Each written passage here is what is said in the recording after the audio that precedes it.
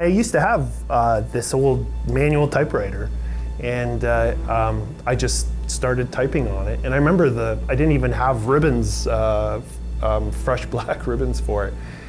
It was like a bicolor ribbon, and the black had been all worn out on this ribbon. And so I just flipped it over so that I could write on the red side of the ribbon. So I was writing in red ink, and it looked like blood even. I remember even thinking that was very cool. It's like, yeah, I'm writing in blood. 14 years old, yeah. No, I had this typewriter with the red ink, and I remember just typing out philosophical thoughts. I was just filled with thoughts and had no bloody idea what I was writing about or thinking or anything, but I remember thinking about thought and how weird thought was. So 14, right, starting to become, intensely self-conscious. And I remember one of the things that really freaked me out was how I always wanted to be cool, right? But I'd always say stupid things. And so it was kind of like, why am I always saying stupid things, right? Because I know it sounds cool, but here I am saying stupid things. And so I remember thinking, writing about that, and basically typing out, I can't even remember how it exactly goes. I still have the sheet of paper in my basement somewhere, but it's basically, thought X is caused by A, right?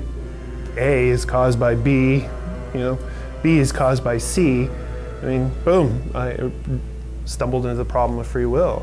And it's like, all my thoughts are caused by things outside of me. Like, what the hell's going on? And it blew my mind. I mean, it blew my mind. Like, I remember weeping in my bedroom, 14 years old. I have no control of my thoughts. And there it was in blood red ink, right? And definitely transformative moment for me. And so I became a 14-year-old nihilist. And talk about saying uncool things, right? I remember dropping mushrooms with my buddies and hitting them with this, and everyone would be like, "Oh no, shut up, stop talking, you're freaking me out."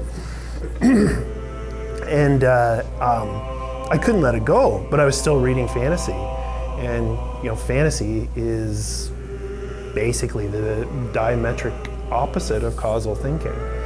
And so I found myself, basically walking these two tracks, and that's what I brought together in the figure of the No God, right? I mean, that was my way of sort of dragging, my deterministic revelation and my love for fantasy together was through the No God, and we had our Dungeons and Dragons campaign, and because I couldn't stop talking about it, I mean, the No God gave me a way to bum out everybody in my campaign. I got the Onalien Philosophy, placed that in Journal of Consciousness Studies, right? And I mean, that's placed that, the year that the Unholy Consult came out. I mean, that still strikes, it still blows my mind that, I mean, this year has been a big year of completion for me, right? I mean, getting the big theory out there in JCS, finishing the 17-year-old nightmare / dream, quest that I've been working on all these decades, and having my hard drive crash and losing about 4 million words. Right. I mean, and then, all the feces. It's just been a crazy year. It really has.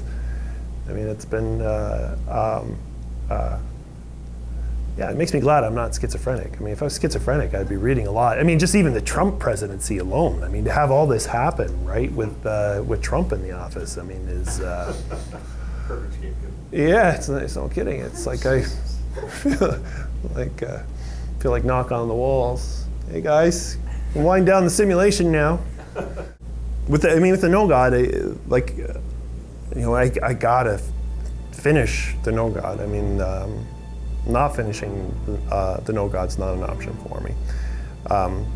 Although, like I think I've said, if I were to get hit by the dump truck, that I always thought was going to hit me before I finished the Unholy Consult, right? I mean, it would just be like, yes, my work is complete. The last 2 books in the series. Well, I was thinking that I was actually thinking that I would adopt a kind of Atrocity Tales type format. And it's starting to feel like 3 books to me now. We're okay with that. I guess But yeah, no. No, I mean, because there's a lot of, there's a few central strands, right? And so I mean, I'm sure everyone's noticed that there's a bunch of characters that have been put in the larder, right? And all of them have a strand attached to them, right? I mean, so Meppa, for instance, he's coming back. We haven't seen the end of Sarl, and we haven't seen the end of the crab-handed boy, right? Does he have a name? Because we all have a name for him, right? What is it? No, I have no name for him. I never will have a name for him. Is it Cravicus? Yeah? Yeah, no, he's going to be nameless. Is that you?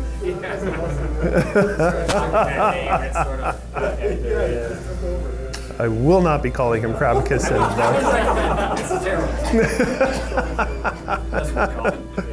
But no, he has an interesting story. He's got a very interesting story.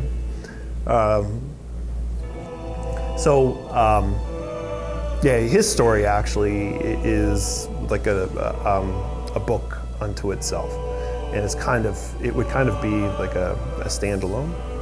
And then there's the story of the 3 Cs, right? And that I thought would be 1 book, but I don't know. The more I think about it, the more I realize I'm probably just fooling myself. So, I mean, I'm going to write that regardless, and I'm going to write that in, a style that's continuous with the series, because the books would make no sense without reading the first few books, anyways. And truth be told, that's the style I love writing in.